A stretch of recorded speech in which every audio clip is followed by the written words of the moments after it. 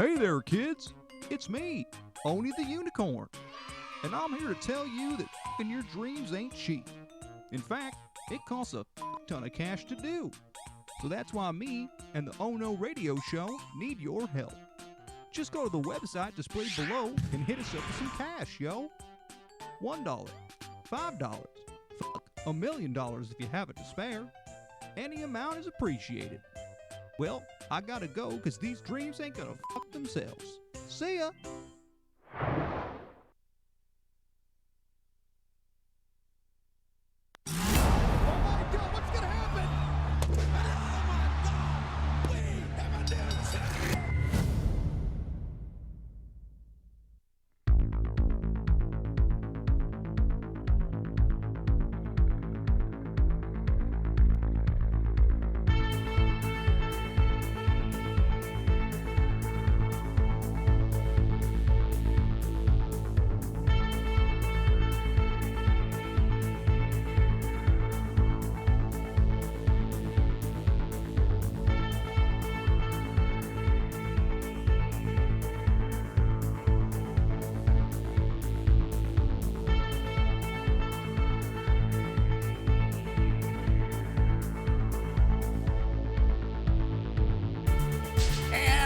Welcome back to yet another edition of the ONW Wrestling Podcast.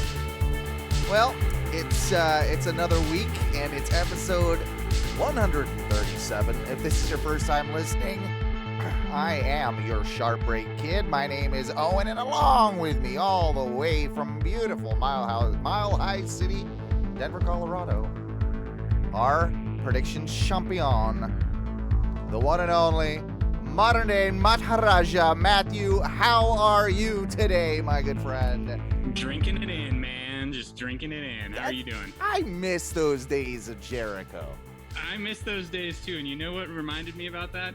Is that I got home last night and from the airport, and I was putting my luggage away in like the storage in the garage, And as I was there, I was like, I saw a bin that I hadn't opened in a while, and I was like, what the fuck? I was like, I gotta look through this bin, right, and see if what's in here, right? Sure. I found like an autographed 8x10 by JR. I found like a couple of like I had some random wrestling things in there. I had a Matt Riddle autographed 8x10 from when he was in the Indies, and then I found my Drink It In Man cup. Oh, see, yeah, I didn't even know that was a piece of merch.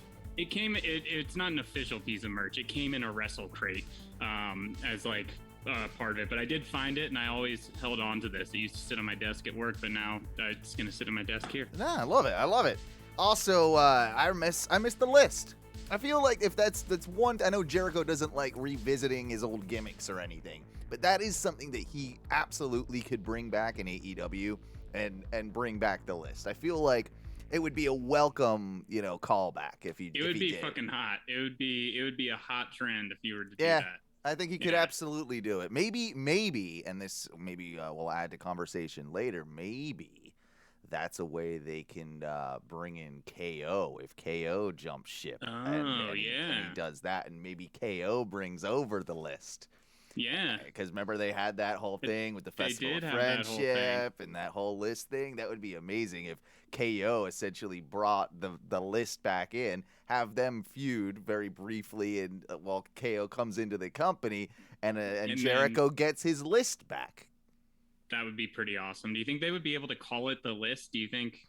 I don't know WWE has any. I don't know if you could trademark something that like broad, right? Like it's. Yeah, the list, like I don't know,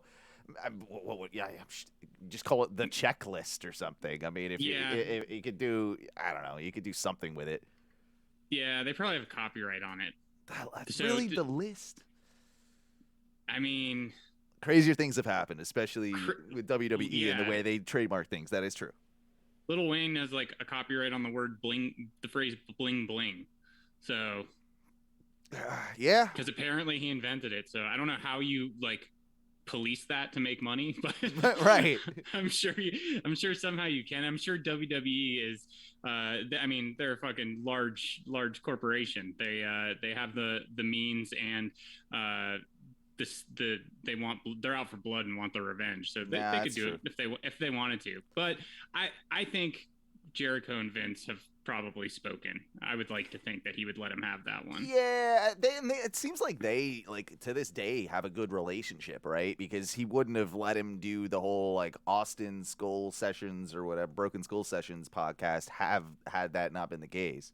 Exactly. Yeah. So they definitely have a working relationship, or like, and also a respect for just one a friend. another. Yeah, I think they would consider themselves friends, or each other friends. Yeah. But speaking of WWE, let's hop right into this because, of course, over this past 2 episodes of SmackDown and Raw, we've had the WWE draft, which I know you are a huge fan of going to live drafts. It's always I always end up at them. This is like the first year I haven't in a long time. Right. I'm actually kind of glad fucking COVID happened so I didn't get roped into a third one. Do you know where fucking suck? Do you know where they are? Do you know where they were for these drafts? I think I can't remember. Kansas City? Yeah, I can't remember. But those poor bastards. I'm sorry if you're listening from anywhere around there because, yeah, they're typically not the most entertaining shows for a live audience, and even on TV, they're kind of subpar as well. Really, like, especially with the way they've been doing it. Like, I feel like it sucks all the air out of it. Like when it's not all on one show. First off, I like it. I would like it to be all on one show, and I would like it to be more like the old school, like battling, like, 2 different like talking heads, whoever's like in charge of either company, and then having the wrestlers there, having them like on. They used to have them backstage, like all sitting on the steel chairs, and like it wasn't there that time like Kane got really mad. Yeah. I would like that. Now it just like cuts to them, like that's the thing when you go see it live too. There's the whole like. Every time there's like a commercial, it's like them coming out, setting up, like standing there, and then it's like, all right, now you're gonna do this whole thing, and now you're gonna fucking waste more time, go back. But then they show the video package of someone who just got drafted, and they're just like sitting in a hallway. They're like, yeah, fuck yeah, I'm like, nah. I would like them to interact with other wrestlers like that. I liked that. I missed that. No, exactly, and I don't know how you feel about it, but in like this, very telling at how I think the relationship with USA has been going for Raw, and it seems like they're probably not super stoked that Fox is really getting the better product at the moment with SmackDown, and it's very telling that you can see it pretty evidently in my eyes that Raw ended up way better off in this draft than SmackDown did as far as the rosters go. Like there was some major turns and switches that I'm kind of surprised. It doesn't make me like incredibly excited to watch Monday Night Raw, but no. it's helped. It's I don't know, it's something. They needed to do something. A couple positive takeaways. I'm glad they didn't split up the Street Profits yet. I thought that was almost a shoo-in.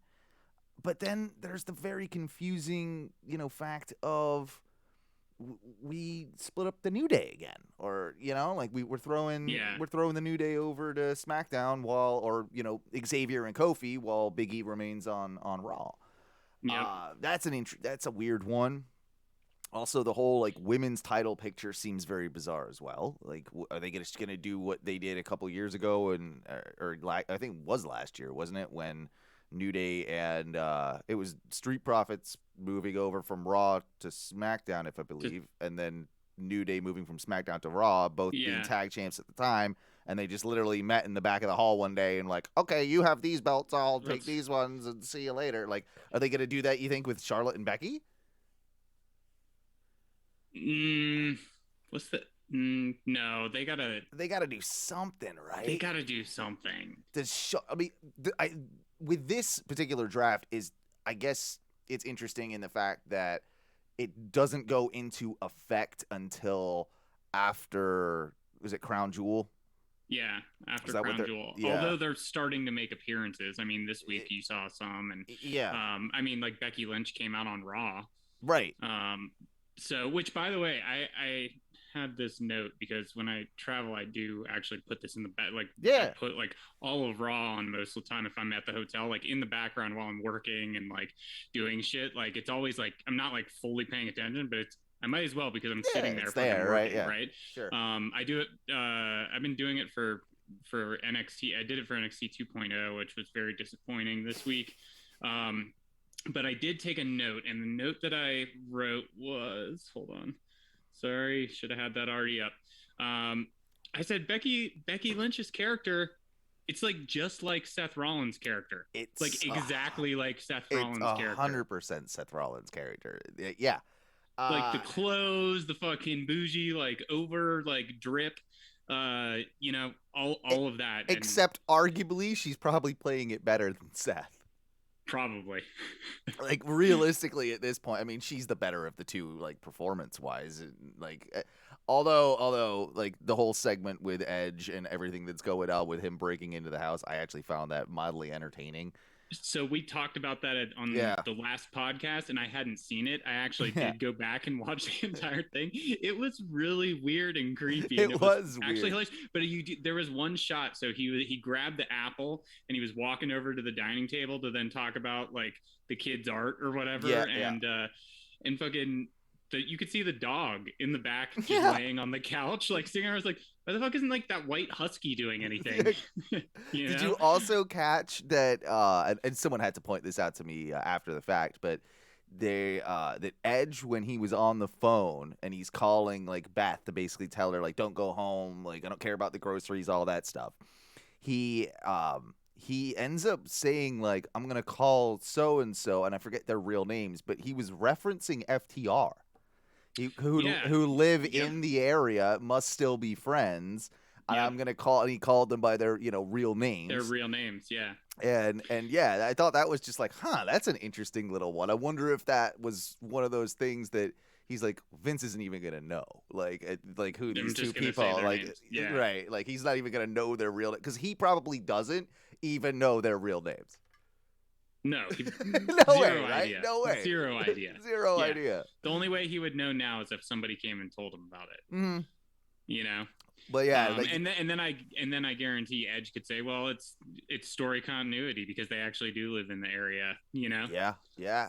So it's the whole storyline. I actually do kind of like. I didn't think I was going to like it at first, but I kind of do like the whole Becky heel turn thing.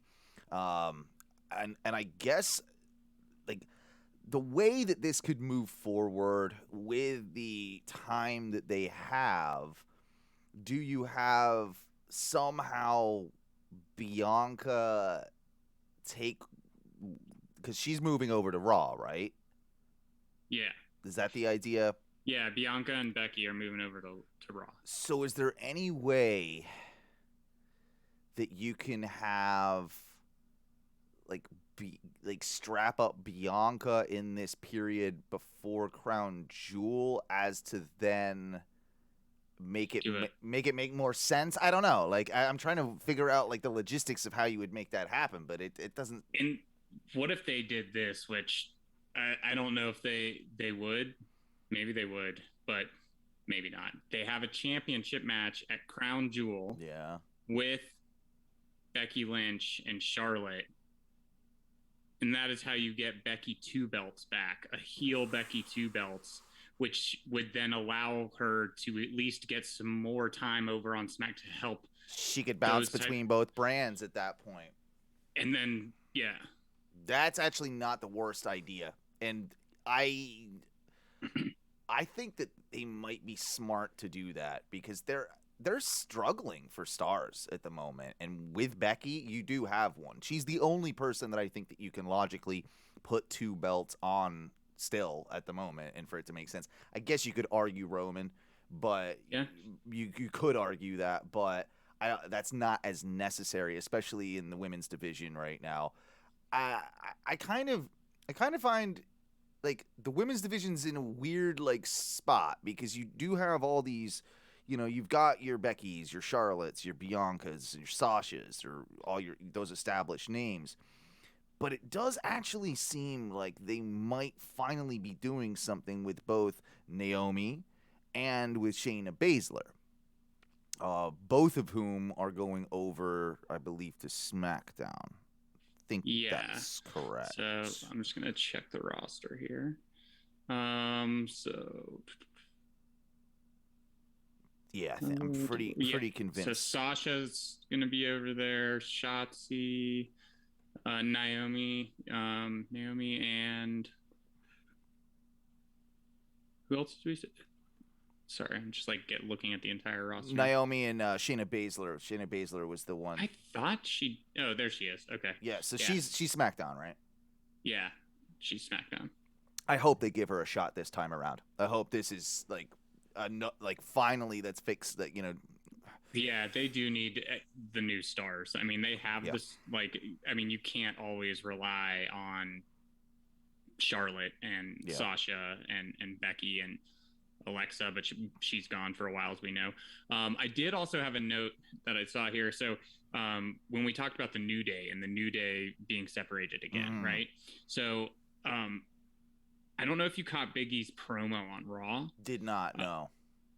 So he was sounding like he was coming off like a Southern preacher at points. Oh, like in like the way he was saying things and such. So it makes me wonder if you still keep the New Day together. There's always that chance of if you wanted to again do a jump back or forth for just a match or something, you could do that because they're a faction. But this is also kind of going into a little bit of a character shift for him. Maybe, I mean, because that's how they kind of started with the New Day too. Was that whole preacher-y gimmick. And I know Big E had that Christian upbringing and stuff, so that's where it comes from, I believe. It's just he wasn't as goofy as he usually is. Right. It was like a little more serious, and it came across. I mean, we've all heard him talk a bunch of times and cut promos and things, and it didn't feel like that. It felt different. I definitely noticed it and was like, I was like, he sounds like a preacher, but it sounds like he's kind of turning because he's being more serious about things, I mean, I think it's a logical thing for them to do with Big E in that sense, because you've got to do, your champion as happy, fun guy all the time. That will get old very, very quick, and will by him maybe getting a more serious tone. I don't know. It's something that I think would make make him more believable as a champion is probably what I would say. So I'm not terribly opposed to it, as long as there's always the possibility for us to always have our Big E back. And I don't think you run the risk with him of ever losing that. That's just embedded. I don't think so either. It's embedded in him. And I think they would only go far enough. They wouldn't do a full because, especially if he's still part of the New Day, but he could be. This is my focus. I'm here by myself. I don't have the New Day brothers. I'm taking things more seriously because I got to look out for myself. That sort of thing. Yeah. But still can jump back and be goofy. Other big takeaways. Austin Theory coming up to the main roster from NXT, going to Raw. That's an interesting one. I think they probably have high hopes for him. I think you're gonna see him probably with the maybe he could be the next sort of big feud for Damian Priest in that that mid-card title sort of scene. I don't think that's a bad shout as putting him in that type of position. I wish Raw had the IC title somehow, because somehow I just feel like that belt fits him better, but it's inconsequential. None of the belts mean anything anymore. Finn Balor coming to Raw is exciting to me. I mean, especially after, not so exciting after what they did to him, of course, at Extreme Rules. But once again, another fresh start, I guess, for Finn Balor. I like the stuff with the Demon too. Say that again. I said they said that it was the Demon and Finn Balor go to right, which that's a little odd. Is that 2 draft picks, Raw? What are you doing here? It just seemed a little weird, and they had him as the Demon and then Finn Balor. So does that mean on either side of the screen. could SmackDown have drafted the Demon after Finn Balor was drafted to Raw? Like, I mean, I guess technically by their logic, it could make that argument. But no, like I like some of the teasing that's been going on with AJ and him. And I think it was AJ that posted the tweet that was something along the lines of, "I don't like a lot of people over here on Raw, but but welcome, friend," or something like, welcome over Finn Balor. And of course, the history with them. I really, really hope they put the two of them together. Make Balor heel, do another run of something club related, and just put Balor and AJ together, because at this point, AJ's not doing a ton, really. I mean, he's not. He's got the Omos thing, which is fine, but Omos doesn't need to go anywhere. You don't need to separate AJ and Omos to make this work. And then you have Finn Balor turn heel, align with AJ, and the three of them make that the tag team with AJ and Balor as a tag team, with Omos as the enforcer, on the side. Have them win the belts, and I think you're onto something there. That's a way to rehabilitate Finn a little bit, while also giving AJ something to do, and also not putting Omos in a position where he looks so green as grass every week when he's in the ring. God, he looks super fucking green, man. And I like him. I like him too. I think he's entertaining, but he's not. He shouldn't have ever won gold at this stage in his career. And now is the time to maybe okay, let's focus on some fundamentals, focus on actual wrestling. Have him still in the mix with AJ and Balor. Still get involved every once in a while. Do a big choke slammy type situation when he calls for it, but doesn't have to wrestle every week. And then you've also given the tag team championships a little bit of legitimacy, because those two people are fucking holding them, and God knows that that's something that those need. Yeah, they need it incredibly. So I couldn't agree with anything else that you said. Yeah. Gable, what is his name? Gable Stevenson, the Olympic. Gable Stevenson. Is it Stevenson or Stevenson? I thought it was Stevenson. Maybe it's Stevenson. I think it's Stevenson, if the spelling is correct on that roster there. We obviously haven't seen him, in a ring. Interesting that they're, completely bypassing NXT. Bringing him straight in, straight to the main roster. I thought they would wait on this to at least announce it. It seems like, if they've announced it in this draft, they're probably going to be putting him on TV on Raw pretty soon. That was one of the... I would say, if not before, then probably on October 22nd. Yeah. Or whenever, right after Crown Jewel. I was going to ask, is that when... Which is supposed to happen. Maybe it's, on that one. Who else is looking at this roster? Let me look at the dates here. So the 22nd that's a Friday. So that's when the brand switch, could happen. So I guess he could show up on that following Monday. Probably. That's probably what they do. Yeah, that's probably what they do. Yeah, the 25th. And then you just do a fresh start with him or something like that. Because I don't think, or you have him do something to get into a storyline, but it would have to be something at Crown Jewel or something where, I don't know, a run-in or a something. It just would seem to make more sense, because then they could start talking about it. Who the hell do you pair with Big E right now then? Because, obviously the Big E Bobby Lashley thing seems like it's done, right? We're going to have Bobby Lashley, Goldberg do their thing for a little while. I guess they can revisit it, but it would seem like too soon if they did it, I don't know, right away. They've kind of beaten that dead horse. And just looking at the heels on the roster, because they're not turning Big E anytime soon, or if ever, and they shouldn't. But yeah, who do you even throw in that category with Big E? For challenging for his belt. You could turn KO Otis heel again. I guess you could do Otis. That's not actually a terrible pairing. That would work. They liked him enough to put the briefcase on him once upon a time, so...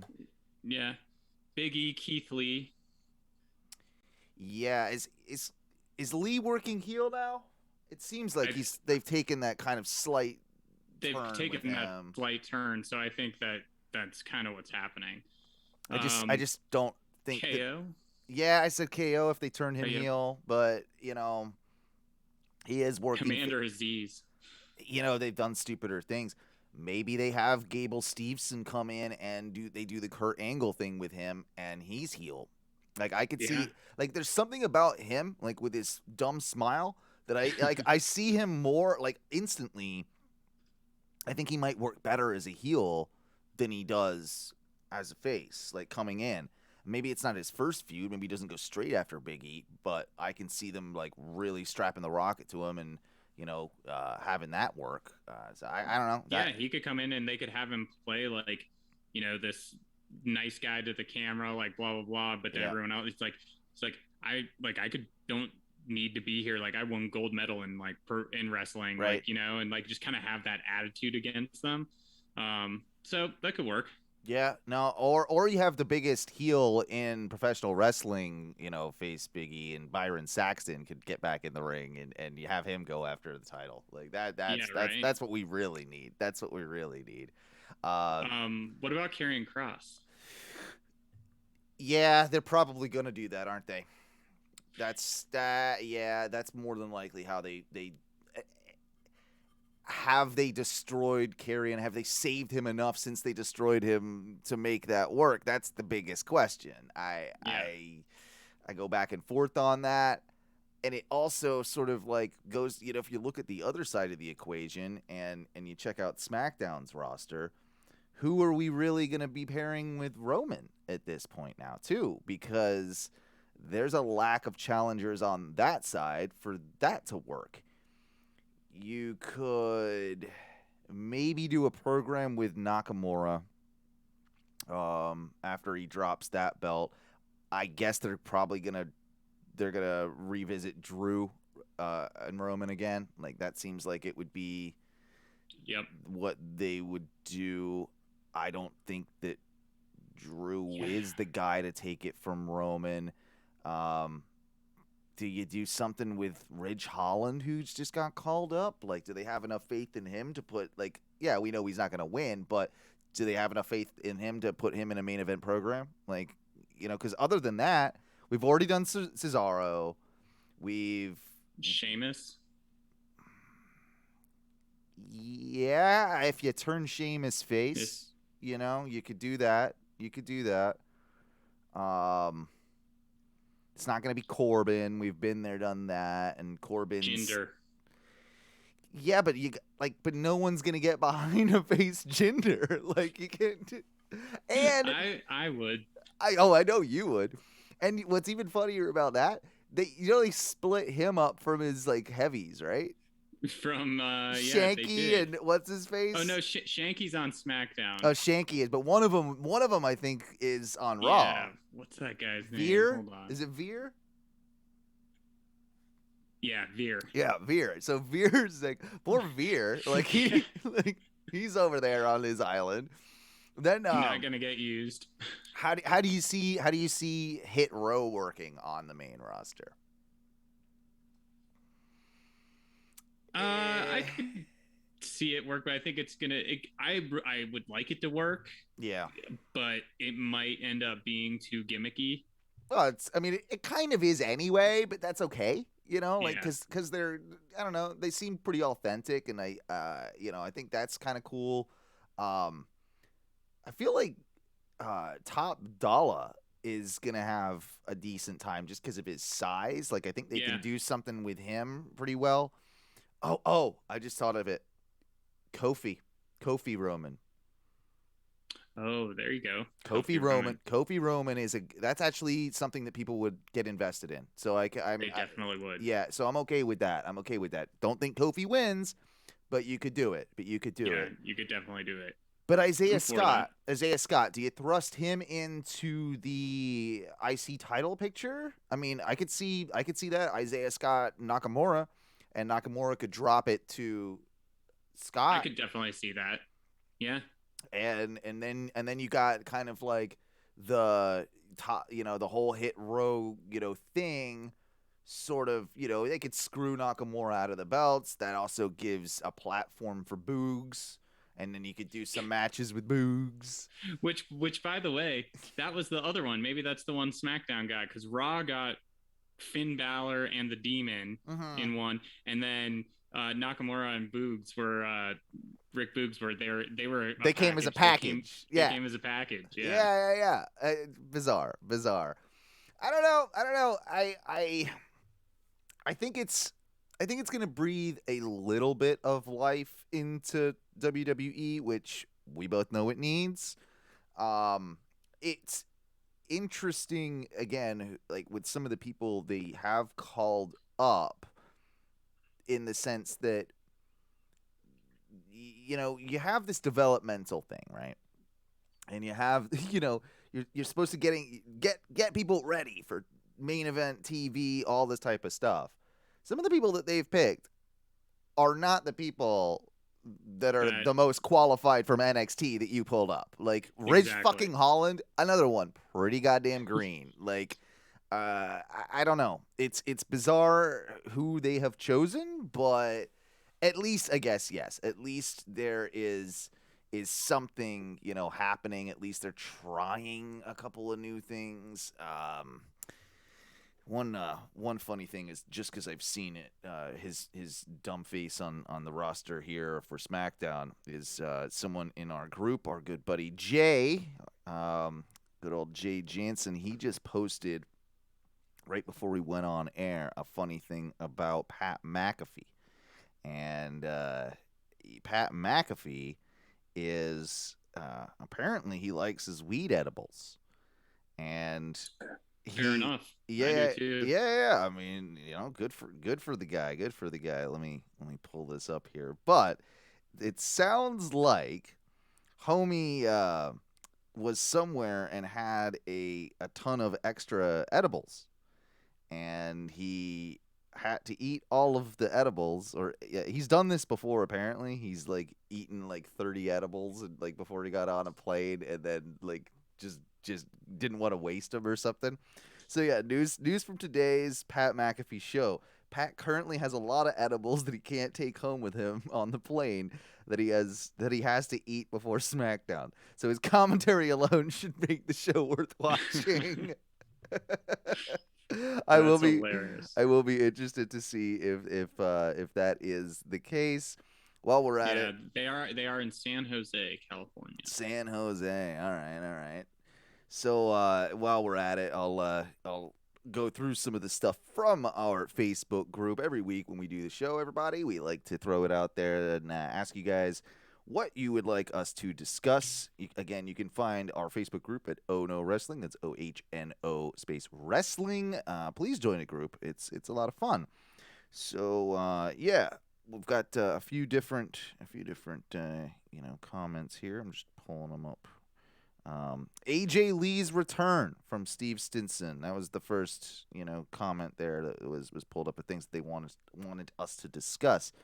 Now, AJ Lee is apparently one of the producers of this. Was it Women of Wrestling or World? Is it World of Wrestling or Women of Wrestling? WOW.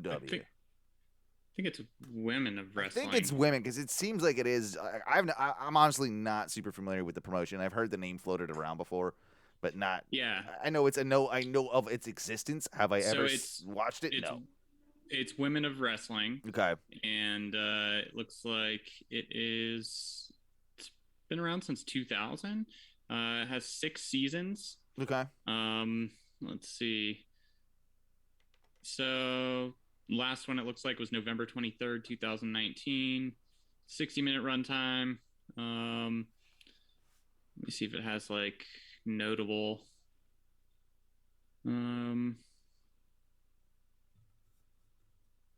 I don't know a ton about it, but no, I don't really either. This will definitely bring some more eyes to it.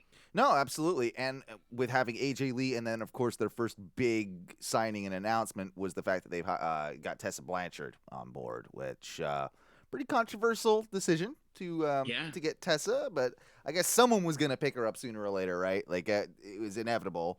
And AEW has clearly expressed that now we don't want nothing to do with you. Nothing to do. And this is interesting. I wasn't the biggest AJ Lee fan, but interesting to see her, pretty much at the same time as Punk come back into the wrestling world. Obviously, like the two of them, probably had a lot of the same, disillusions about the industry, and good for her for wanting to get back involved. I still think you see her make an appearance at AEW at some point. I think that I think you do too. She said right now that she is healthy enough to wrestle, but doesn't want to take away the spotlight from younger talent, and so on and so forth. So I don't think it's going to be immediate, but I think when you do actually see her wrestle, you'll see her, in her home promotion with this, Women of Wrestling. But I think pretty shortly after, you get her, even if it's just as like kind of like what they do with Deeb and like some of the NWA, women, like you bring her in for a one-off or you bring her in for, a program or something like that. So, that's cool. Like I'm down with that. The draft, which we pretty much already discussed, I'm sure we might even bounce back to it. But then WWE moving forward with AEW making such huge impacts. It's pretty broad, and I don't know that I think they're just gonna continue business as usual. Like they're gonna make little moves here and there, like they've done with this draft. They're gonna do minorly shocking things, but it's never gonna be the promotion that it once was, where it was the center of the wrestling universe. Like, because it is the center of the wrestling universe in their eyes. They're never going to change that mindset, no matter what AEW does. Like, we're in an era where we're gonna have two completely, just vastly different products, and at times, WWE will they'll do something cool here and there, but I don't see them ever catching the same type of buzz that they would have back in the day. And I mean, is there anything that they can do in your eyes to, I don't know? No, I think they're gonna, like you said, go about business as usual, and I think that has just a lot to do with probably the obligations they already have to the networks and their contracts. But they already, when they made that split and definition and that move to Fox, they were trying new cameras and things like that, right, and doing. I think they're gonna keep trying things like that, but they're not gonna revamp WWE or anything like that. They do what they do, and they might like raise it at times, but it's going to be this ebb and flow. And I don't think you're ever going to see that fierce competition, because AEW and Raw and SmackDown are not on the same nights at the exact same times. You might see a little bit of, if say Rampage went to 2 hours or something and it bled over into that final hour of Smack, but I think that that's still a ways away if they were to do that. I don't think it's necessary quite yet. I think you end up getting more, if Rampage does that, you get more of possibly those like one-off 2-hour ones, and I think in order for you to see a drastic change in AEW or in WWE, AEW would have to be consistently doing so well and going up head to head with them at the exact same time on television for WWE to really shift the gears, because they're not going anywhere. That's the thing. It's wrestling. They have a bunch of stars. It's also good for business, right? Because they aren't just going head to head. But you got to think WCW was around for what, like 12 years before, so these things take time, and this isn't Vince's first rodeo, and I'm sure he's thinking longer term and more strategically, and he's like, we got to focus on the product at hand and what we're doing, and let's make whatever tweaks I think are right. We're not going to revamp it. I think they're paying attention to AEW. I think they are looking at the ratings. I think they are, checking that out. But when, at the end of the day, when they've got SmackDown doing consistently over 2 million on Fridays, they're not worried, like they know that they've got what they've got. Now, this might be a little bit different when renegotiations come up after these TV deals, which I believe were like 4 years, I think, on both sides, like around 4 to 5 years or something, I think it was, with USA and Fox. Then, what are we, like 2 years into that? Not even, probably, right? Like just about I think we were like a year into it. Like, was it like when did they switch to Fox? Yeah, that was, I want to say it was around, I feel like it was an October type deal. Yeah, it was definitely like a fall. It was in the fall. October. We just hit the 2-year mark because it was October 4th, 2019. Yeah, there you go then. They didn't really do like a 2-year anniversary show. Yeah, interesting. And we'll definitely talk about that anniversary show in a sec. Yeah. But yeah, that is a good point. Jay asks, for the last 3 weeks, NXT 2.0 has seen continued drop in the ratings. Do you think WWE will make adjustments to the product or stick to their guns? Exactly like we just said. I think they're going to stick to their guns, especially with this NXT 2.0 thing. It is so terrible. It's great. There are certain things on there that I have found highly amusing, whether it be just like we're literally bringing back the new generation. Like that, we're not bringing it like the previous NXT was almost Attitude Era-ish, right? Now we're going further back in time. And we're doing the new generation again. We've got occupation gimmicks, we've got gangster gimmicks, and we've got Rick Steiner's kid that's just like fucking ridiculous. We've got Parker, or they've called him something different now. It's Hunter something, I want to say. The Parker Boudreaux, who was claimed to be like the next Brock Lesnar. Didn't it start with like an H? I feel like it's Hunter something. Whatever the hell his name is now. They brought him on. They made him look like a member of that. Dude, I was watching that live. Yeah. And I looked up, I was like, who the fuck is that guy? Yeah, I didn't look anything like him. Dude, give the kid some hair, man. It was weird. It was a weird choice, like, because he's one of those guys that's had so much buzz about him as well. Why did you feel the need to do that? Like, why did you? Exactly. Why? Harland. I was going Hunter. Yeah, Harland. Is it just Harland, or has he got a last name? It's just Harland, man. Just Harland. Okay, that's creative. Yeah. Oh wait, no, you're right. Oh, okay, never mind. So WWE originally gave him the name Gunner Harland. Gunner Harland. But they dropped Gunner days later. It's like a G.I. Joe character. Gunner Harland. Gunner Harland. It's Who such the a fuck are you? terrible name. No, they've got to, like, the ratings haven't been great, and they do continue to slip with 2.0, but I think they're on to something, honestly. Like, for the WWE, these are the types of characters and stars that they want to build, and this is a way to do that. Good luck. It's kind of what I'm saying, but I can see it going back to the network. I can see them, like, I can see USA maybe pulling out of the deal, but I still think WWE is gonna stick to their guns and do exactly what they've been doing, and yeah, they'll just have, the same thing happen on the network. And you know what? Back to Steve Stinson's question or item, like, maybe this is what WWE is doing going forward. Yeah. They're taking that NXT black and gold, right, brand. They completely went away with it. They're like, you know what? That was so much like AEW. Don't even want to be talked about in the same sentence. So let's revamp this, right? And then this is what we do. If you want that, you go there for right now. But this is what we provide, and we're good at it, and this is what we do. I think that might be it, and I think that they separated themselves from it. It's not the worst strategy either, because not everyone likes long matches like we like long, thought-out, like, incredible matches that AEW, like, typically provides.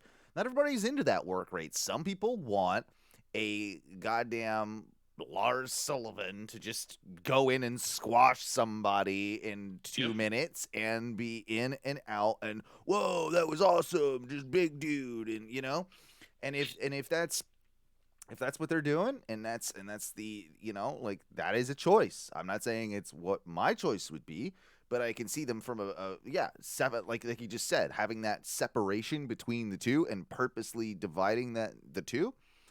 It's actually not the worst idea in the world. It's a pretty good battle strategy if you're Yeah. thinking long term. Yep. And we've heard so many stories about them trying to get in the younger demographic, and they've been very much failing in getting that younger demographic across the board between all three shows with WWE. So this is a way big kids like Big Dude.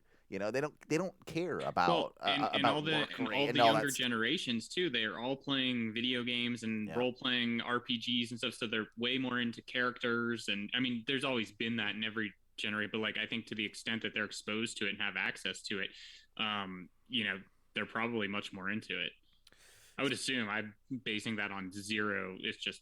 No, I hope that's what we do. That's the whole podcast is based on zero, man. It's just me and you, and sometimes Duncan, like, talking about shit. But yeah, speaking of exposure, Kyle Deuce asks, "I love CM Punk, but is he overexposed on TV at this point? Just on too much? Question mark. I don't think he's on too much. I think he keeps doing the same thing every week, and that's a little bit annoying. I can understand why he's still." Obviously a draw. Crowds seem to certainly love him. I'm kind of over, like, let's just get through this, like, Team Taz feud thing.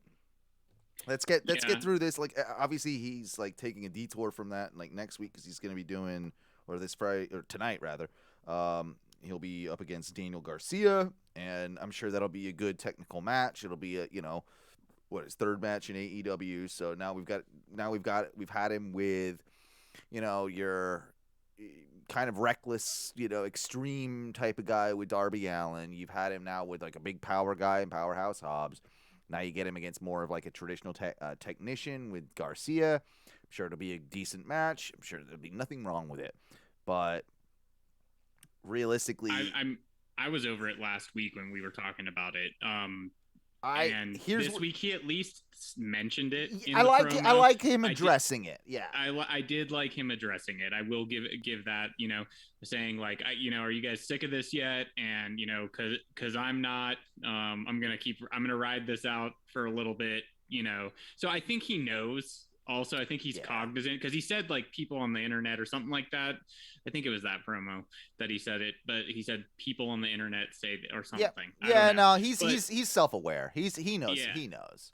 He did fuck up by saying cheesecake, man, instead of cheesesteak. Right? What a weird that was one. Like fucking right there, man. That was like the thing you shouldn't fuck up.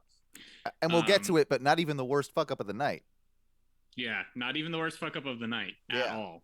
But I think you have to stop doing him coming out. I know it's getting pops, but I think they also know that eventually, like, you got to save those, and it can't be every night. No. And that's how you continue. I mean, he's always going to be a star, but continue having everyone engaged in wanting to without burning out this flame, or this candle right away. What I would do, and it might. Tonight might change that when it goes on air, but of course we've got Ricky Starks and Brian Cage. I don't know if it's for the FTW belt or whatever, but they're doing a Philly street fight, right? Tonight on Rampage. I think the logical progression of the storyline with the whole Punk Team Taz thing is that it culminates with him and Ricky Starks. And I think it would actually be smart to strap up without strapping up CM Punk with the FTW belt. It's a fuck you to Taz. It's kind of like a hearkening back to older days that he's had with his ECW history, all that type of thing. So I think that that would be a cool way. The only problem with that is it kind of just prolongs it. I guess you can get away from it eventually. But Punk with the FTW belt makes sense to me.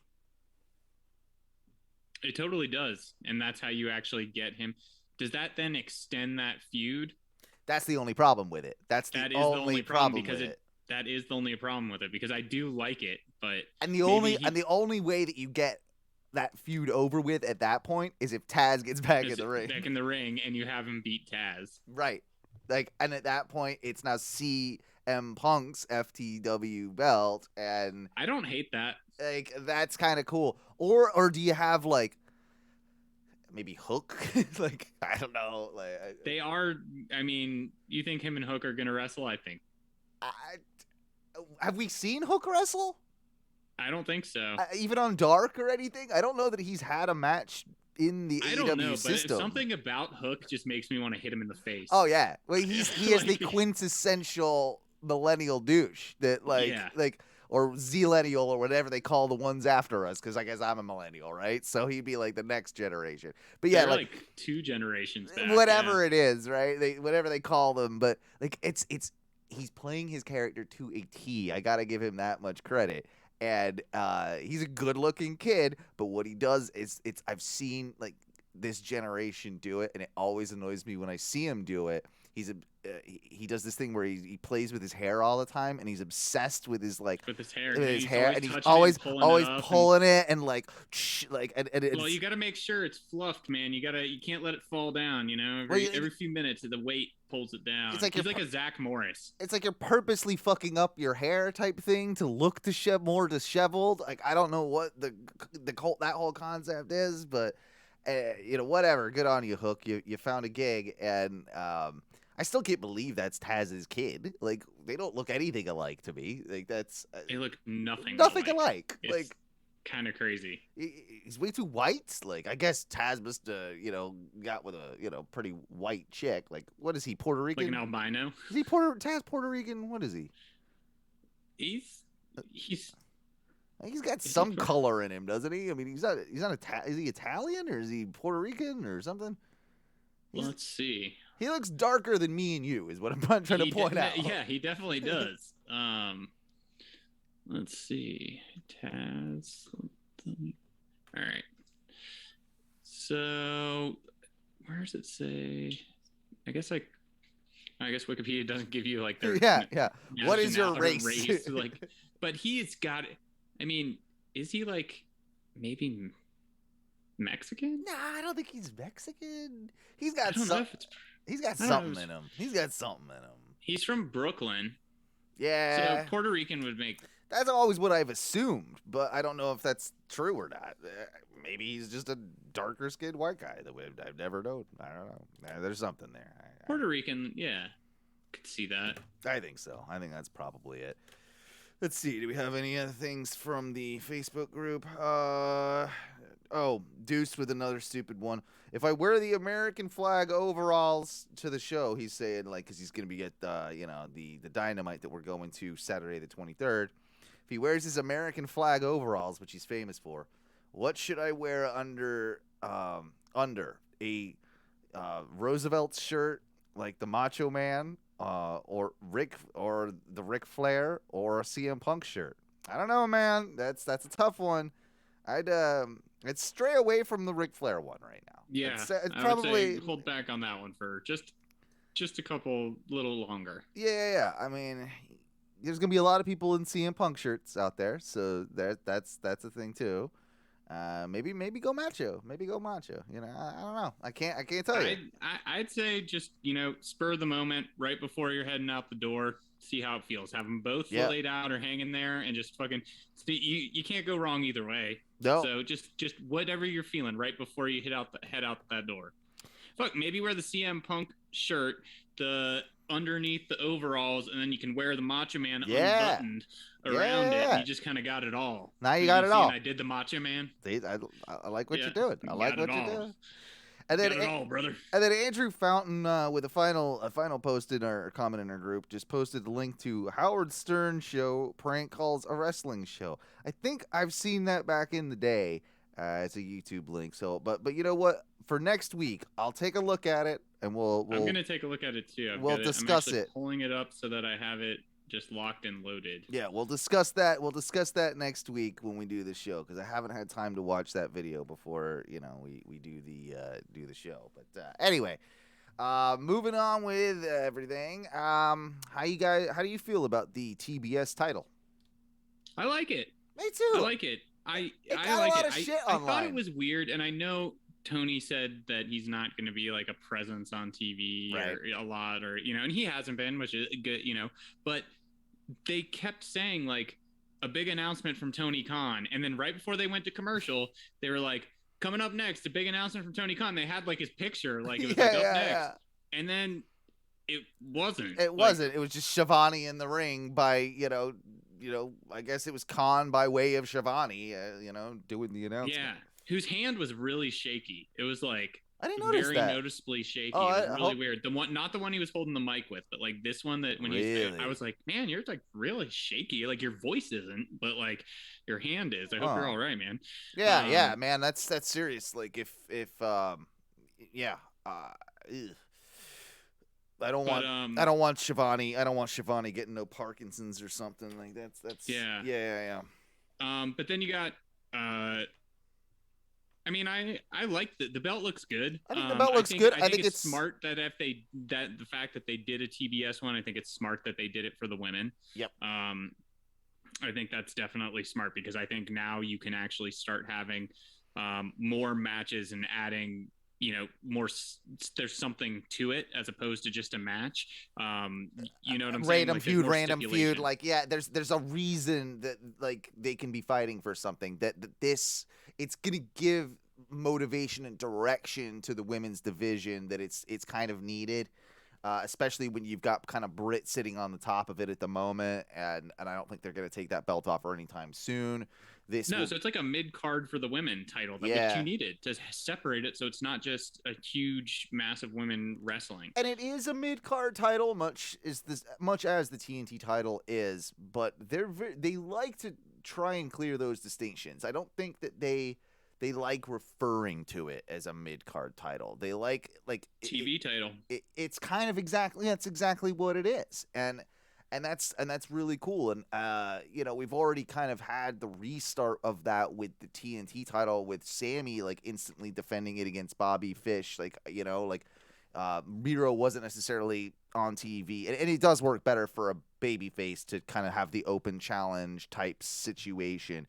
But if we're going that way with both Sammy, and now we can do that with, say, a Thunder Rosa with a TBS title, or she would be my number one pick for it. Number two would be Ruby Riott. Where do you go with it? Yeah, I think it's those two, maybe. Or Statlander. Or Statlander, or what's her name? Jade Cargill. Yeah. Yeah, she would be if she wasn't as green as she is. Now she's getting like better every time. Like she's not. She's only had had like under 20 matches or something stupid. Yeah. Like it's not a lot of matches. So, but I could see her as a challenger now to whoever the champion is, just to get a match and kind of build her character. But in the future, I could see her going out, like, and by future I mean like a year and a half or so from now, maybe she gets there. Yeah, because she's also kind of one of these that's an attraction, like because of her size, because like you can bill her in attraction matches, much like you would a Big Show or like people like that, or a Brock even, right? Like she's just got that like imposing physique that lends itself to that attraction sort of level. So I don't know that you need to strap her up right away.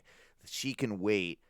Someone like Thunder Rosa, I don't know if you save that big victory like when she finally overcomes, because her story is almost a bit like Hangman Page's, like the women's Hangman Page. She keeps getting so close, but then like failing at the last moment, right?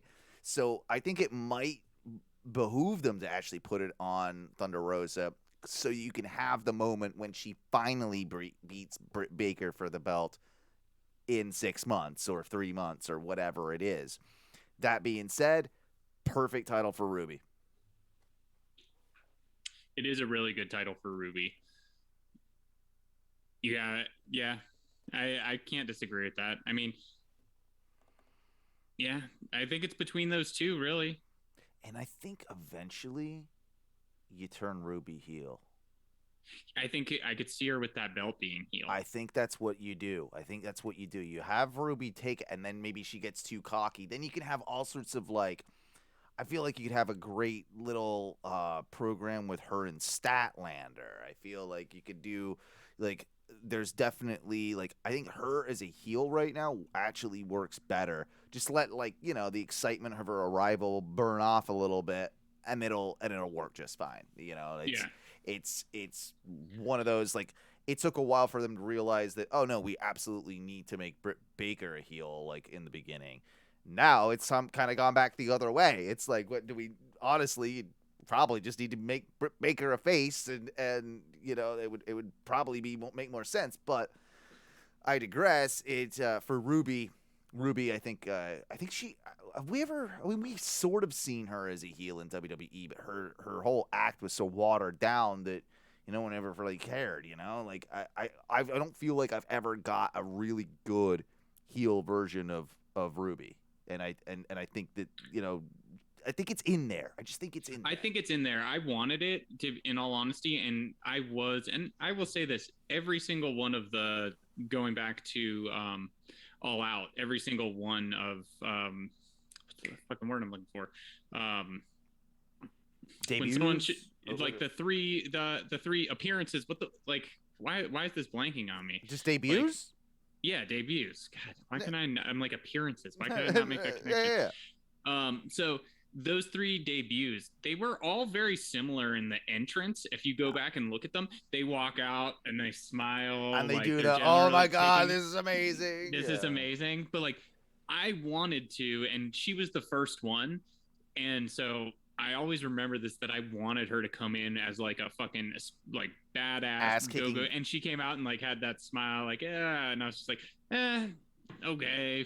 But so I think it was built in me to want that, because I think, like you said, it's in her. It's in her, and it's gonna come at some point. While we're on the topic of women's wrestling, and I guess it's it's kind of both of the thing, but both genders. But we've got the King and Queen of the Ring over there in WWE happening soon. It's King of the Ring and whatever the fuck they're calling the Queen of the Ring. Why are we not just, can we just call it the Queen of the Ring? Like yeah, it's what it is. It's the Queen. I don't know what the hell it's the Queen Jewel or something like that. Yeah, it's the Queen's Crown. Thank you. Queen's Crown. Is this just because of Charlotte? Like that they're probably right. Like probably. I know everybody's going to say, like, who do you want to win that? And they're probably going to go anybody but Charlotte. But this is actually perfect for Charlotte to win it and then not be in the title picture for a while. Like, fuck off, for a bit. Like, that's I think, like, that's probably what they should do. Other than that, who do you see taking both the men's and the women's sides on this? I actually have not even thought about that. It's tough because, the roster has been changing so much and it's gone so back and forth.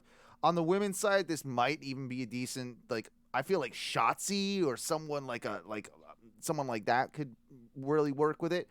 I feel like Shayna, like someone that needs a bit of rebuilding could also work with that on the women's side. I don't hate Naomi with it either. Like, use it to elevate someone that needs a bit of that push. Don't put it on a Sasha. Don't put it on a Charlotte, really. I mean, again, unless you're doing it just to keep her away from the title picture. There's got to be somebody like kind of a more mid-card talent, like a Liv Morgan even would suit that like could work. The Queen type gimmick, or and actually don't give them the gimmick. Don't make them Queen and King, but Tegan Knox, something like that could work. I don't see them going that route, but so it started tonight though, didn't it? Yeah, it's going on right now, I think. So you get I think it is. I think it's essentially you got 2 SmackDowns, 2 Raws of these tournaments, and then the finals at Crown Jewel. Yeah. So, okay. All right. Here we go. first SmackDown. All right. So from what the bracket, which we didn't have, and I've been trying to find it while you were talking, I was listening and looking for this, but I don't think there found is a bracket. Is there a bracket? Wikipedia. No, but I just found one on Wikipedia, which they give us one result. So let's go off this bracket. Let's just go off this bracket, whether or not it's true. Yeah. So Rey Mysterio and Sami Zayn. Okay. That one has already happened. We could spoil it if we want to. Yeah. Hey, everybody. This is spoiler time. Spoiler music. Let me put my spoiler music on. Hang on. It'll only be for a second. Yeah. So. I don't know. So, Sami Zayn, Rey Mysterio? Yeah. I'm going to guess Sami Zayn. Ding, ding, ding. Yeah. Sami Zayn on to the next round. All right. Because the reason I'm excited about that is because he is actually one of my picks to win the whole thing. All right. Because I think that would be a great spot for him, gimmick wise. I feel like it would work. Like, you know, he would be so obnoxious with it that it would fit his character as well.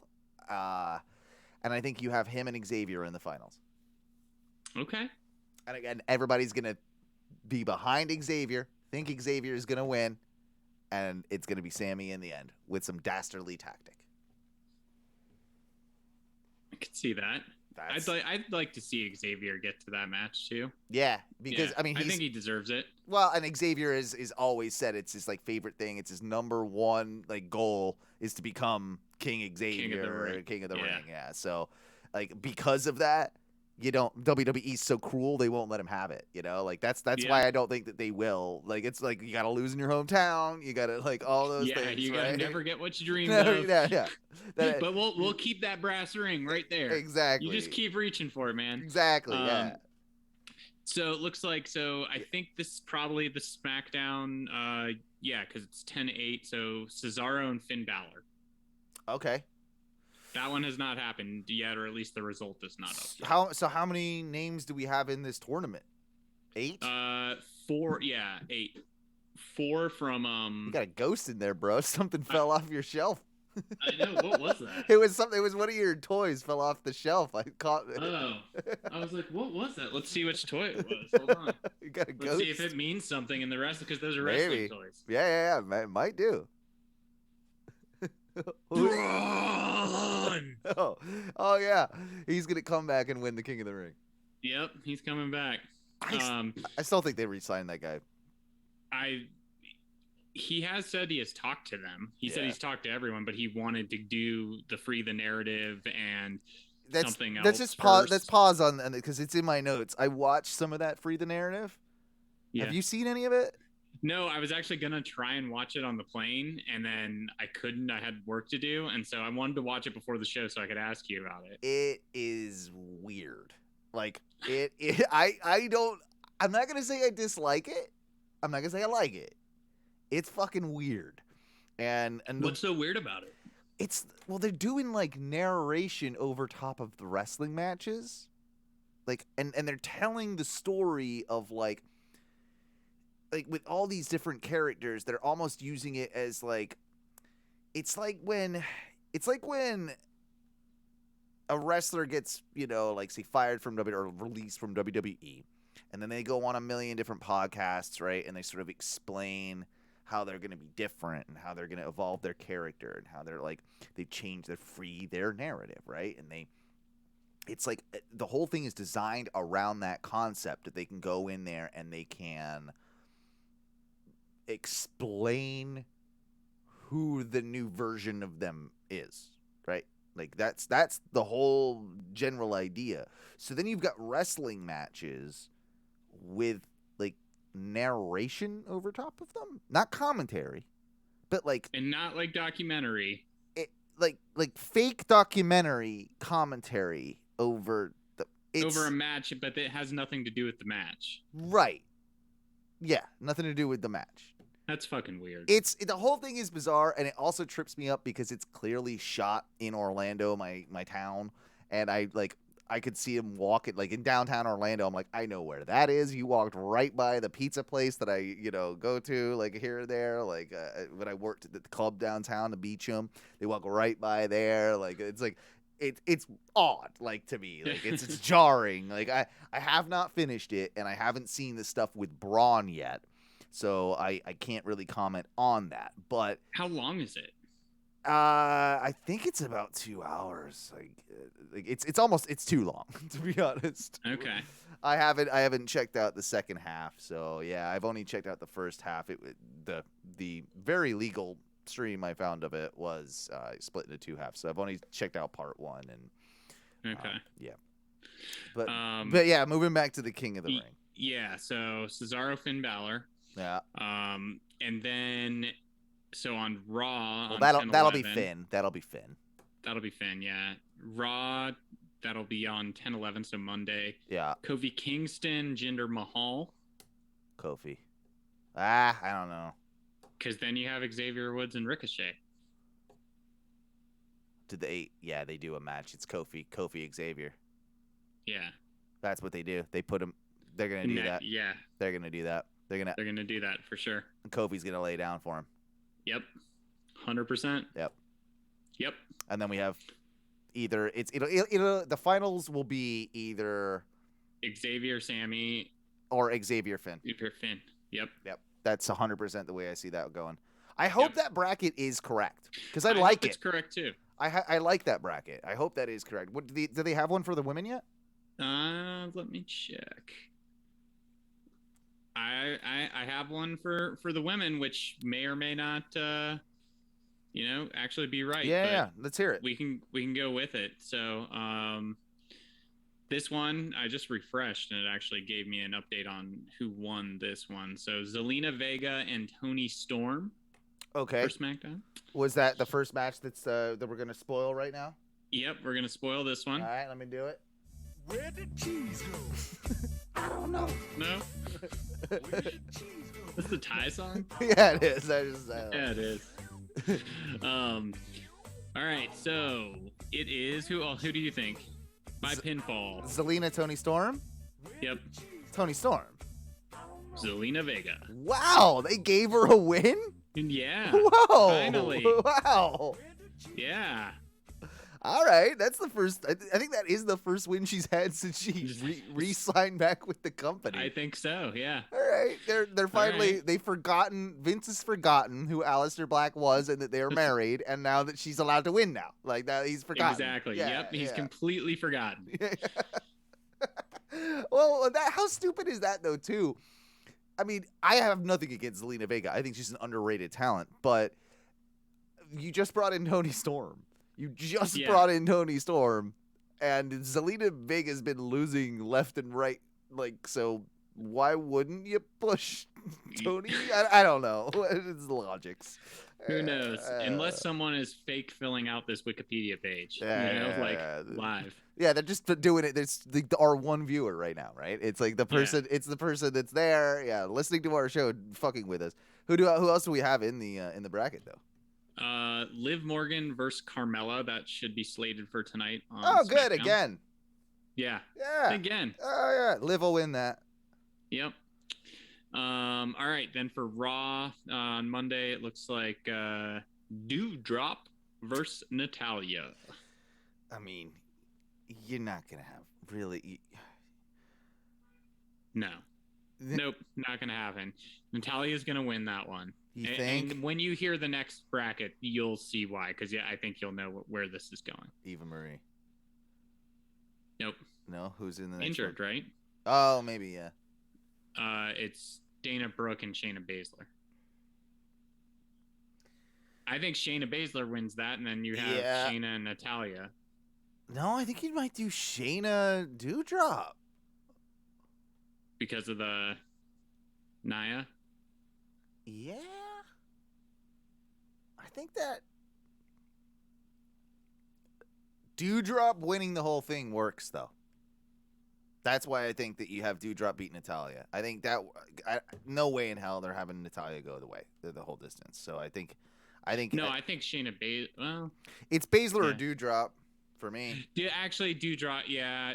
Baszler doesn't need it. She doesn't need like a queen's crown type thing. Like that doesn't really fit with her. So Doudrop, that's like a Nikki ASH story. That's like a, That's what they do. That's probably what they do with that one. Yeah, all right. Yep. Well, at least we have a somewhat of a better picture, if that is all correct, of where that's going.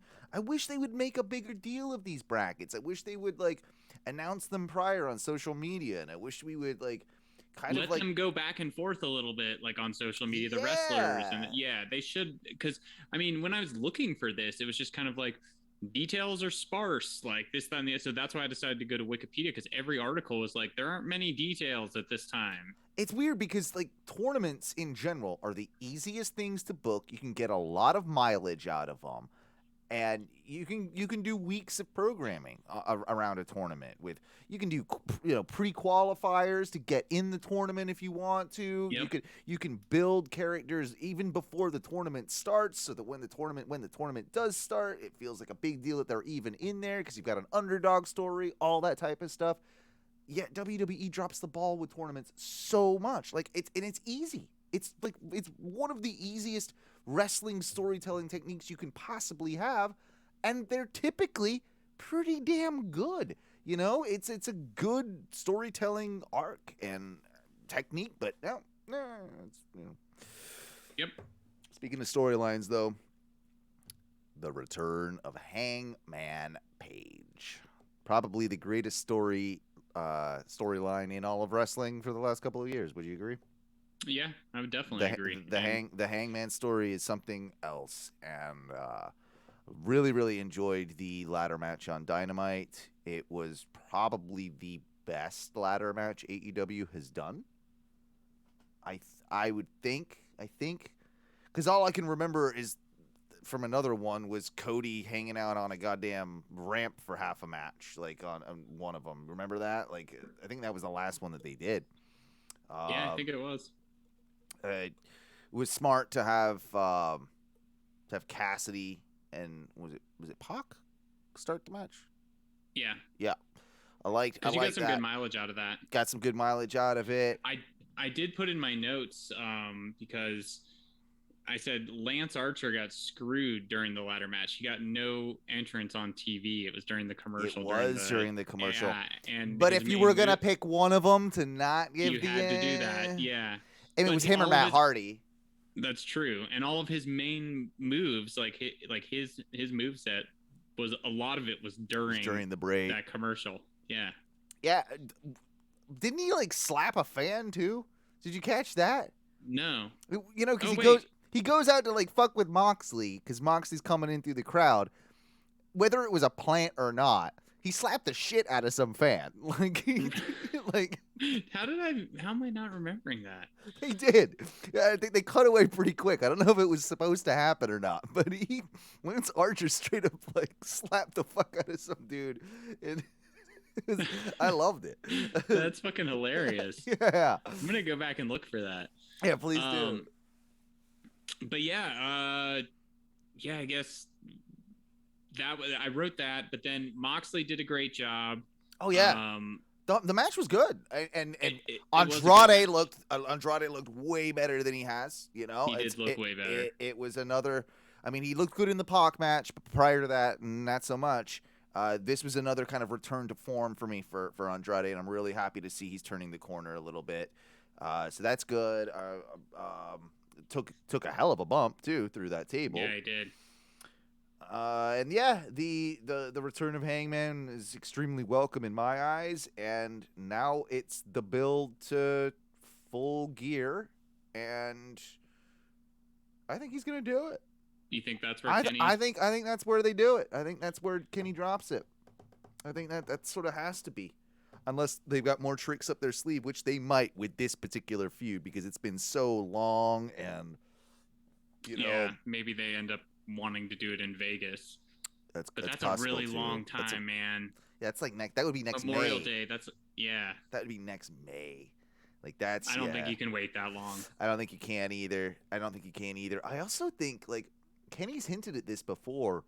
He's pretty thrashed, man. Like he's Yeah. hurting. Like I think Kenny needs a bit of a break. Like I think so too. and I think you might want to do that sooner rather than later because you don't want to provoke an injury further with him. You know, like that's yeah. And Hangman's the perfect guy to take it from him. It opens up so many story possibilities, like after the fact, and especially over that like holiday, New Year like period where there's so much like I don't know. I guess it maybe would be easy to keep it on Kenny and keep that story, but I think it's time for that storyline to kind of change because you now have Adam Cole and the Super Click, like so like you don't need him to have that title for their faction to actually keep doing things and moving forward and give him some time off. Well, and logically, you can do the next big feud for Kenny with Adam Cole. You know, you can do that, and the way I would really book it right now is that Hangman takes it off Kenny, Cole takes it off Hangman, and Kenny comes back after an extended, and that 100%. Or if you really want to strike the rocket to Jungle Boy takes it off Cole, given their thing right now too. But then you got Daniel Bryan or Bryan Danielson in the equation as well, and that could also muddy things up as well. Like a Danielson Cole feud works really good, like because we've got the history with them and their NXT match. Remember their SmackDown match when they had that whole debacle with the flights and everything, and they had to have all the NXT guys on SmackDown, and then they put that together like last minute, and it was it was probably the match of the year for WWE with Cole and D-Bry, so you could revisit that. And what if you had a Hangman going after the title with Kenny leading to Full Gear, right? Yeah. Danielson says, because of the Bucks and everyone else, he kind of like makes it some sort of agreement. And it's like, hey, I'm going to we have a little bit of an alliance right now, but as soon as you get that title, I'm coming for it type of thing. And so that then you can do some tag matches with you could do Kenny Cole versus Danielson and Hangman. You could do things like that. Yeah. Prior to actually the title changing and things like that. No, I don't know. No. I mean, there's so many options there. We kind of briefly mentioned it earlier in the night, and this Dynamite was, it was a good Dynamite. It wasn't the best Dynamite that I've ever seen, and they slipped a couple of times. I personally did sort of enjoy the Arn Anderson Cody interactions, filmed bit that they did. I think they're just trying to they're milking this for as much as they can get with Arn because of the last promo, right? And it kind of it felt like that. That's the only thing I didn't really like. I love the way he straight up just slapped Cody. It was just no boy, you're throwing. No boy, yeah. He had he's burning shit in the backyard. And he's like, Arn, what are you doing? He's like, well, I had to come here because you weren't blah blah blah blah blah. I'm like, but he just has a drum. Yeah, where did that come from? Yeah, it's you could have knocked on the door. You didn't have to just go in my backyard and start burning shit. Yeah. Also, it was a little too WWE for me in the fact so did Arn just bring a camera crew with him?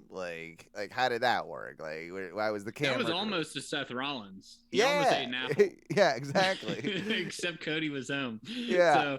So, it was actually, it was a little WWE with that happening, but the actual verbiage and the interaction between them was good. It was just the setup of it. I didn't really. Well, did you hear the dig Arn took it? The Cody's star, paint a star on your face. Well, we might as well paint a star on your face, and it's a good dig. It's a good dig. Here's what I'm scared of with it, though. I think this is designed to actually propel Cody as a face. I think so too. I read an interview the other day with him where he said he's never going to be heel. Yeah. He said there's two things I can promise you that I will never do in AEW, and he's like, I will never turn heel, and he's like, because I have a daughter now and I can't be running around doing heel stuff blah blah blah. And then he said, and then I will never challenge for the world title. Yeah. And then he said the only person who could, he's like, that's storyline, that's canon. Like, I'm not doing that. And he's like, I will not. And he's like, now Tony could say I am, and Right. you know, and he's like, but I'm saying I have to, like, he's like, I don't know if it was a smart stipulation, but he's like, I will stand by it. And I hope they do stand with that stipulation. I think that's a smart move, but like, you know, read the room a little bit though. Like you're gonna be so good as a heel right now. You're gonna be amazing, and people want it, and that's the reason they're actually booing you. It's not because they dislike you. It's because they want to see you as a heel, and it's gonna It's like fit when your everyone's booing character Roman. better. Yeah, it's gonna fit you, you know, to a T when you do it, and so yeah, I don't know. I don't really enjoy the fact that was a bit of a miss for me when it, you know, when all was said and done with that segment. The other miss was a big miss by a bunch of people you never ever really see miss. That fucking botch in the opening match with the Luchasaurus, Kenny Young Bucks. You know, of course it was Danielson and it was the Super Elite versus Danielson, Christian, and Lucha the Express. Luchasaurus. Yeah.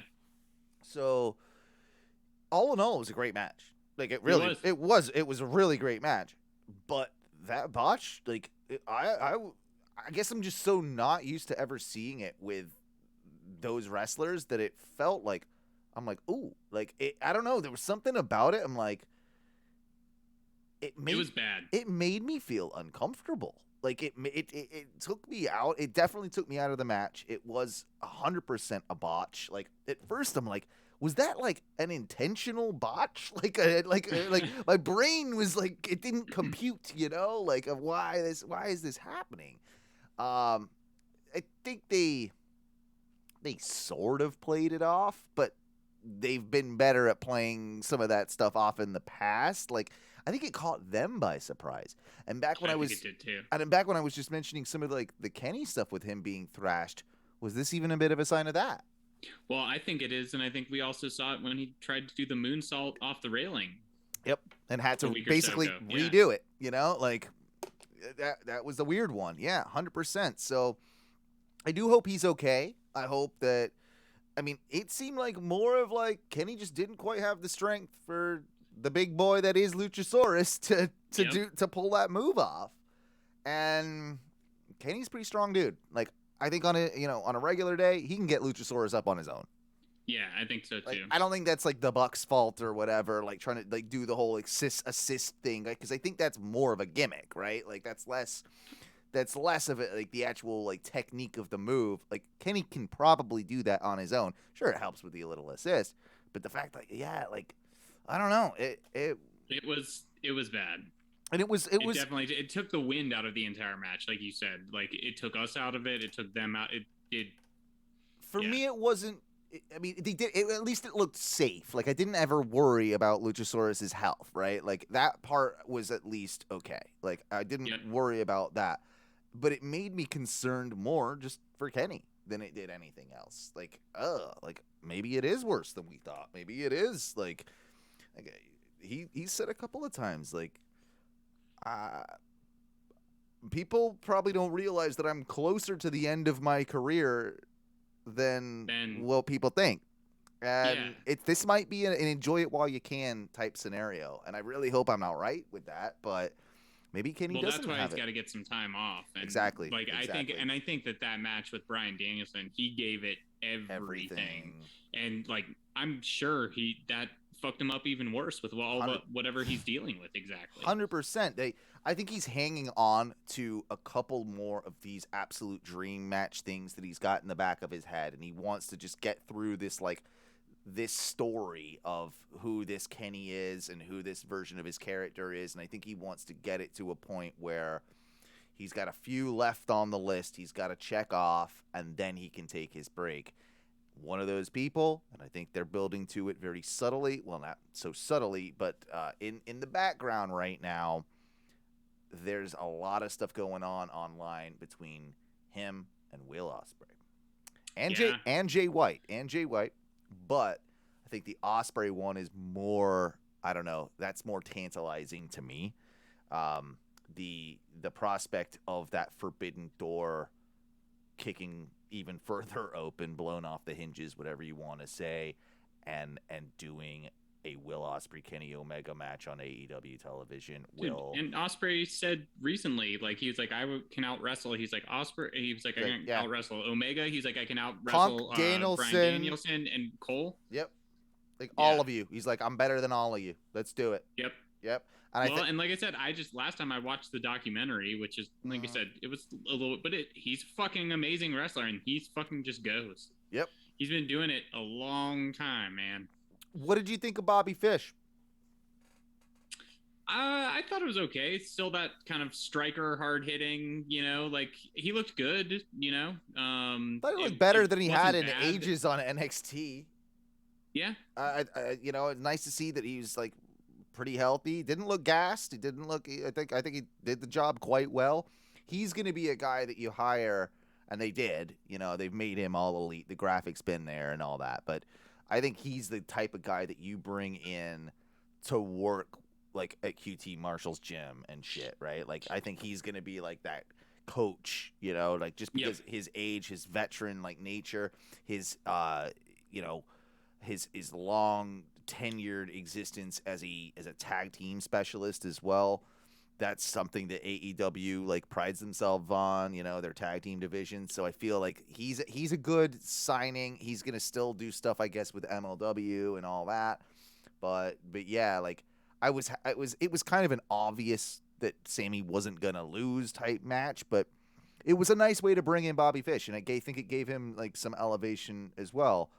Also, I don't know how I've never noticed, but how just fucking brutal like Guevara's GTH is.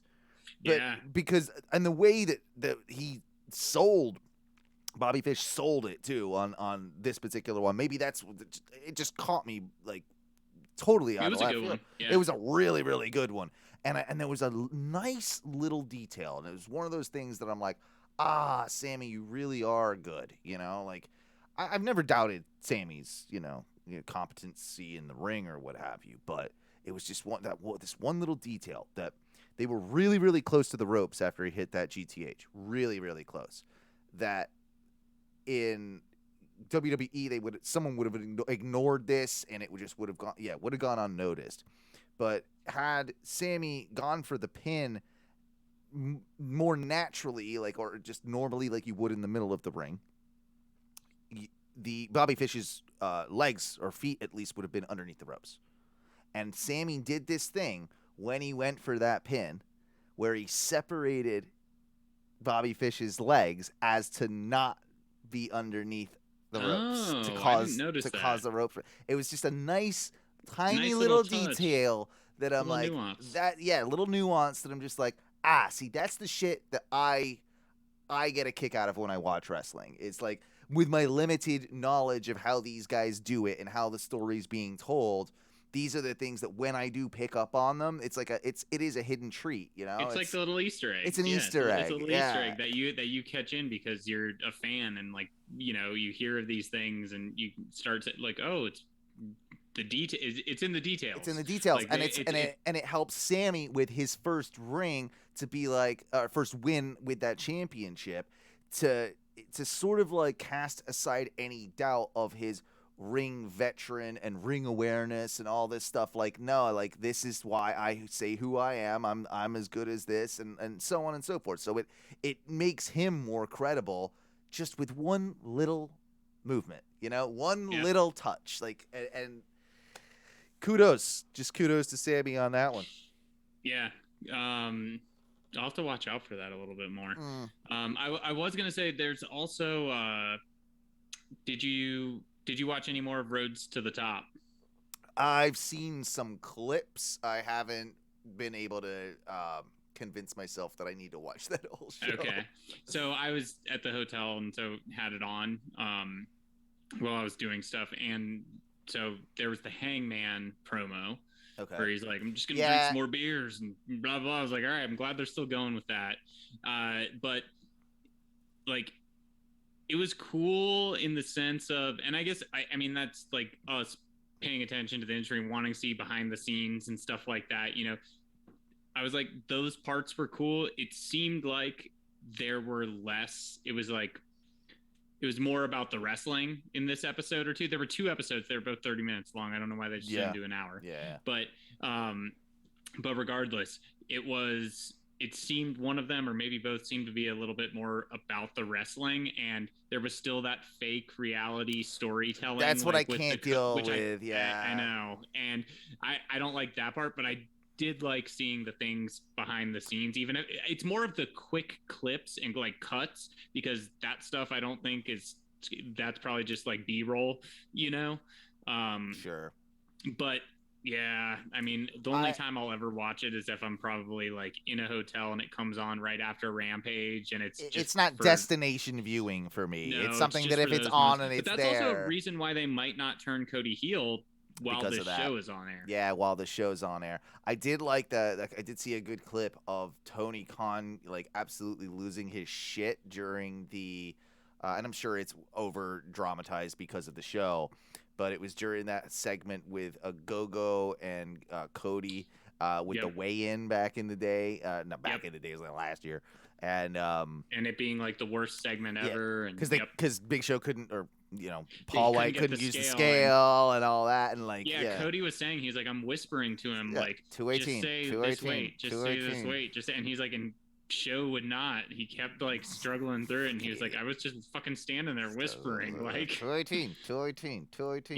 Yeah, and Tony Khan just losing his shit backstage. Like, he seems like the type of guy too. Like, Tony Khan is weirdly a guy I don't think I want to piss off.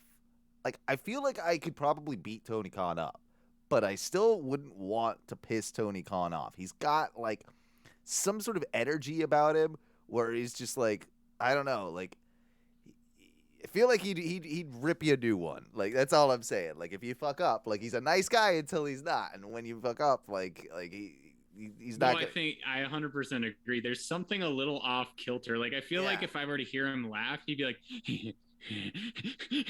like, like something like, weird. Calm down, like dude. That where Calm down, dude. You see the crazy in his eyes. There's something crazy about him. Yeah, for sure. For 100%. 100%. I would, and to that point with Tony, I read another article. We kind of touched on it last week about or maybe the week before, about the EVPs and their roles and things like that. Yeah. And there was another article I read this week just saying kind of like, he was clarifying. He's like, no, they do the things that they need to do that they were always hired to do. He's like, I'm just, he's like, I write and book a lot of this and put it together. And like, to that point, when you said QT Marshall, he said in that interview, I don't think people understand how much QT actually does. He was like, role. I call him at 1 a.m. all the time. And like, he's like, there are very few times that he is not like right there, and like, because I'm up and I'm like writing things and putting things together. And, he's like, he does a lot for this as QT well. Sparkles. So I thought that was cool that he at least shouted him out. QT Sparkles. Yeah. That's it. So, as we're wrapping things up for the evening, I've been kind of sitting on this for a couple weeks now, but I've got a couple of lists of AEW stars that you didn't know were in TNA and or Impact back in the day. Okay. And everybody knows, of course, about the Bucks. Everybody knows about CD, Christopher Daniels. Like, those are the two that pop into my mind, like, immediately. I'm sure there's others that would pop into your mind, straight away. But there are a few on here that I'm like, I had no idea. One of them being The Blade. Did you know that The Blade was in TNA once upon a time? No. Yeah. So, a few years earlier, before he debuted in AEW, he'd be in TNA under the unfortunate name Braxton Sutter. Sounds like an NXT name. Yeah. So he was there, and he had storyline, relationship, drama involved with Chelsea Green and funnily enough, the Bunny, Allie. So that's the thing. Leva Bates was once upon a time did some work for TNA. Really quick, speaking of the Blade, I read an article about how Butcher and the Blade came up with their names the other day. I didn't it's based on white man Can't Jump, the movie. Oh, wow. I haven't seen that. Yeah, the since... two guys at the end of the movie that Woody Harrelson and what's his name? Is it Wesley Snipes? Wesley Snipes, yeah. Yeah, they're going on the court against. Their names were the Duck and something, and the something, and that's how they got and decided to do the blank and the blank. It was like the Duck and the something. Wow. It was like. Huh. Yeah, I was like, wow. I was like, that's a weird one. That's pretty interesting, but yeah. Didn't know this one. Colt Cabana once wrestled in TNA. Really? Yeah, it seems like. Let's see here. He had a televised match on TNA's secondary show, Explosion, against fellow Chicagoan and frequent wrestling partner, CM Punk. Yep. All right. So that's funny. Jack Evans. Apparently worked in TNA. All right. Yeah, didn't know that. He not too much interesting about that. Just that he worked there. Chucky T worked in TNA. Didn't know that. Surprising one for the Kentucky gentleman, Chuck Taylor. Yeah. In August, he took part in the X Division-centric one-night-only pay-per-view featuring Rockstar Spud for a spot in a multi-man ladder match for the X Division title, where he and a group of guys like Crazy Steve, Eddie Edwards, DJ Z, a.k.a. Joaquin Wilde, and whoever was playing Suicide that week, managed to lose to Braxton Sutter, his last match for TNA was a tag team loss to Matt Hardy and Brother Nero. Okay. Trent Beretta, also TNA once upon a time. So he was Chucky T's partner in that match. They absolutely worked together during that time. Did some stuff with Rockstar Spud, it seems. Of course, that's Drake Maverick. And let's see. Rubik's. I don't know who that is. Better known on the indies as Jigsaw. Don't know who that is. Scorpio Sky was also there. Given the generic name of Mason Andrews. Scorps spent 10 months and 6 matches competing in TNA's X Division from 2012 to 2013. Good for him. Pretty Peter Avalon. He was over there. And what was his name? What is his name? This is a good one. Norv Furnham. Because that rolls off the tongue. Norv Furnham. Coming to the ring, Norv Furnham. First off, I've never heard the name Norv. I don't know if that is a name. Is Norv Norv? N-O-R-V. Is it N-O-R-V? Yeah. No V, no E. Just N-O-R-V. Norv. That's not a name. That's just but Peter. It's an old French name. Okay, maybe that's why then. Yeah, because he does sort of look like a Norv. He's the only person in the world that looks like a Norv. He is a weird-looking dude. Norv what? Furnham. F-E-R-N-U-M. Oh, here we go. Norv Furnham. I just want to see a picture. I was like, this sounds like someone who could have been on fucking Southpaw. Yeah. There is a picture of him. I could send it over. Oh, he kind of looks like it. Yeah. It looks a little Norvy. Norv Furnham. Yeah. Look at that hair, man. When it's all wavy. Did you know that Lance Archer was also in TNA? No. Yeah. He let's see here. He was Vance Archer. That was him in WWE tagging with Hawkins. Before that, he was in he started out in TNA as Dallas. He was Dallas. And he looks like his gimmick was basically like a three-man band type thing where he was a rock star and he would play a Guitar Hero guitar to the ring and wear a slash top hat. Because that's what you do with a guy like Lance Archer. Yeah. That's totally what you do with a guy like Lance Archer. Yeah. Fucking A. I'll send you the picture of that too, because there's a good picture of him in a dumb top hat with long hair. What was the name again? Hang on 1 second. Just Dallas. He was Kid Cash's bodyguard until he was repackaged as Lance Rock. Lance Rock is probably Lance Rock. Lance Rock. That's what I'm seeing a picture right now. The Rock and Rave Infection. Dude, he even had the hair like fucking Slash. Yes, that's amazing. Oh my god, that is nuts. Let's see. I think I got a couple more of these. Let's see here. Oh, Anthony Bowens, one half of the Acclaimed. He was there. He made a brief run in Impact. Was there for a handful of years. Did you notice this past week that the rapping was not live on TV? Yeah. It was pre-recorded. Yeah. They're holding. I feel like they've got to do one though this week, it's tonight, right? Yeah, because that's one of the matches tonight against the Lucha Bros. I feel like they'll probably do. They probably will. Also, am I supposed to believe that he's freestyling because he's not. Because the other guy was like reciting the words with him, like you know, like someone like I was like, wait a minute. So he's not free. Like he wrote this and like you guys practiced, or I don't know. That's kind of lame too. If you're just practicing your you're free. Yeah. Yeah. I don't know. Luchasaurus, he was also over there. He did some shit over there, and yep. Sorry, this Dallas thing, I've gone further down. Maybe I'll get this for you. Maybe I'll get this for you for Christmas. It's only $19.99 on eBay. It's an 8x10 that's signed by Dallas. It's sweet. And he signed it Big D. Yeah. That's worth $20. That's worth $20. It is worth $20. He's not wearing the fucking hat or has the guitar on the 8x10 though. Okay. Well, I need that. I mean, it's not worth it anymore. It's not worth it anymore.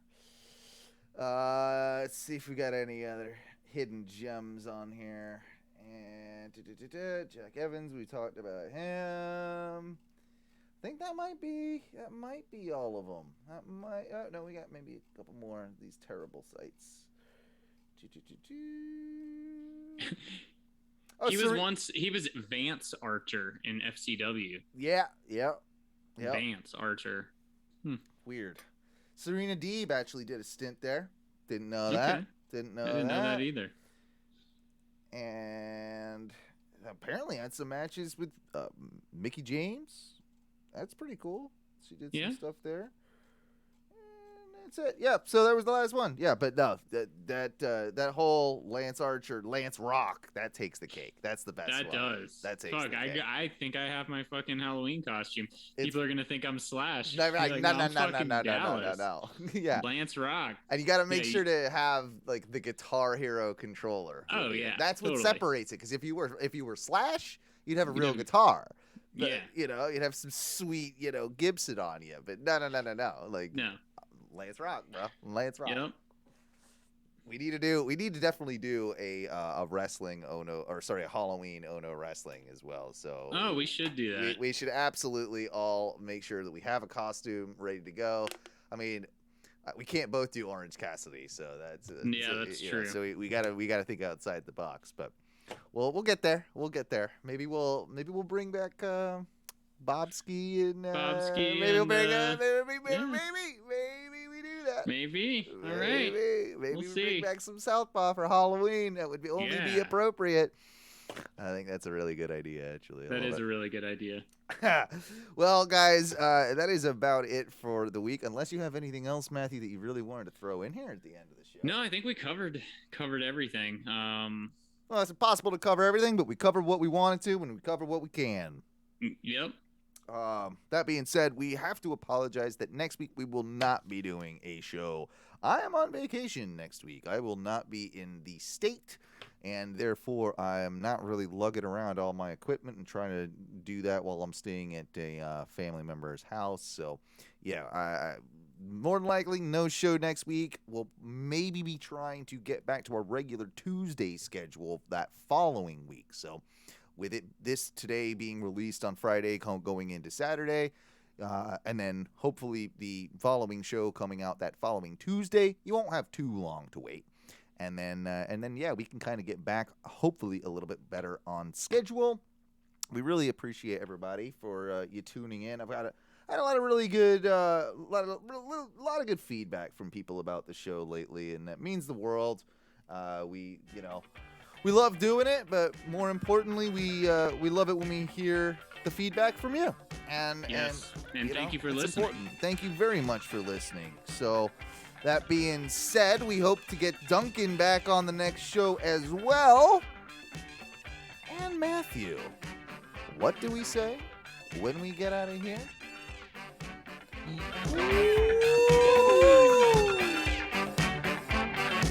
Oh yeah, we gotta do the Sting one. Woo, woo!